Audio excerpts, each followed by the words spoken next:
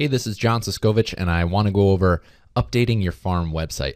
I'm going to use my own farm website as an example because I definitely need to update it. Stay tuned and find out exactly what I'm going to do and how I'm going to do it.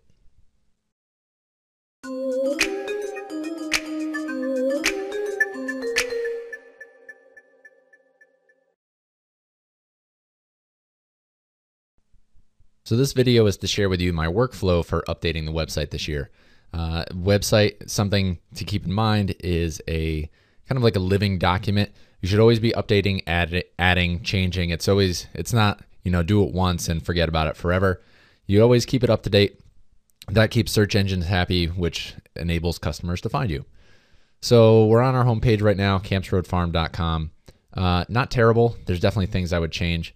I need to update, what we grow, because we do more than pastured poultry.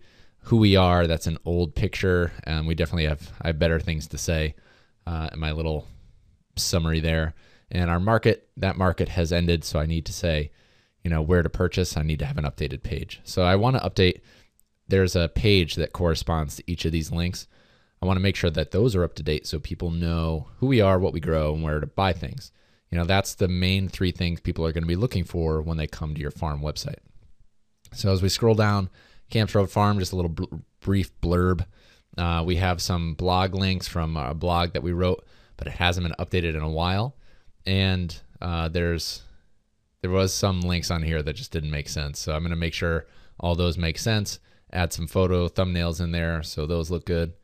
Going down, have an email sign up for our farm newsletter. This section's pretty good. Has farm, chickens to help break up, add some visual. But I might exchange this picture with a video later on. We'll see. And then find us on Facebook. And then there's nothing in the footer. So I definitely want to update the footer and add some more information there. So all in all, not bad, but there are definitely tweaks and updates that I have to do.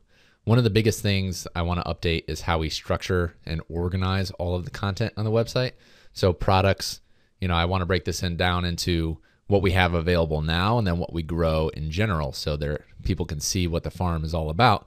But because we're seasonal, I would like to highlight the things that are for sale now. If we go to our contact page, it has all the farm information here, has a Google map, has our social media handles, but I want to add in where can you find our eggs, because we have some wholesale accounts and I want to highlight those people as well. So I'll be updating this page as well to add in those other stores and places where they can go to find our stuff. That goes back to, where can you find our farm goods. And like this resources for customers and for farmers, that was a past idea that I had. I'm going to redo that so it's different as well.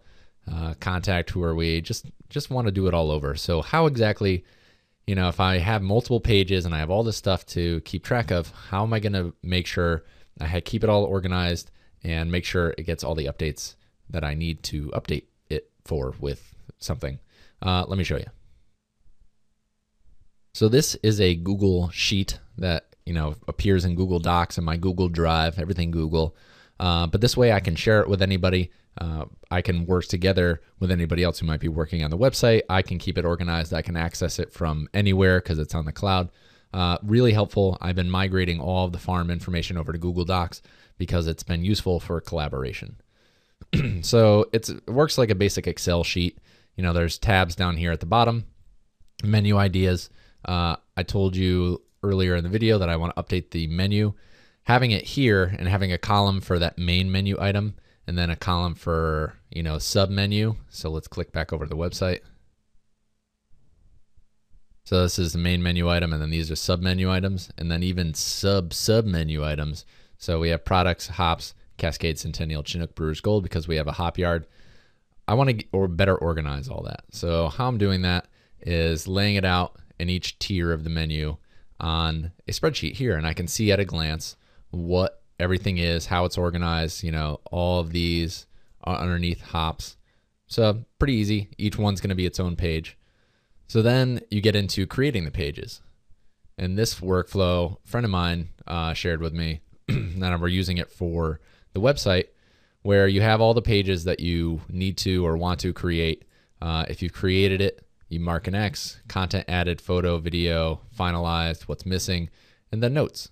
So that way, as you go along, you could tell at a glance, if you sit down and you get that white page syndrome and you don't know where to start, you go here and you pick off an item that you might want to work on that day. I have design. So if there's, footer doesn't fit into pages, because a footer is on everything on the entire site. So the issue needs more suggested edits, social sharing buttons, menu links, join our mailing list, that kind of stuff. And as I go, different design things that I want or need to work on, I'll add into here just to keep things organized. And then finally, resources, different short codes or things that we do with our theme on WordPress. Primal Pastures is a farm, I think in Texas, maybe it's another area of the country, but I really like their website and the way they structured their menu. So I put that as an example for what I would want to do with the website. So I'll take that Google Sheet and keep updating it as I update the website. It'll keep me organized, a little bit more efficient, keep me on track and focused versus just randomly clicking around and changing things. I have a direction, I know what needs to be done, and then I do it. If you are interested in updating your website, if you don't have a farm website yet, but you're a little scared of the coding, I do WordPress on here, but I did create a tutorial completely for free. It's got over an hour's worth of video on different business plans, different ways to host your website, what all the jargon is, and how to create your own farm website without any code. Also, some of the necessary farm website pages and different elements you would have. It's a pretty good tutorial. I spent a lot of time on it. You can go to easyfarmwebsite.com and that'll take you right to that tutorial. That's easyfarmwebsite.com. Thanks for taking the time to watch the video. I'll do another video once all my edits are complete to show you what the final product looked like. And there's never really a final product because, like I said, it's always a work in progress.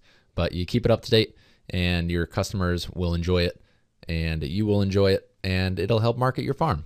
So thanks for stopping in, and until next time, I will see you out in the fields.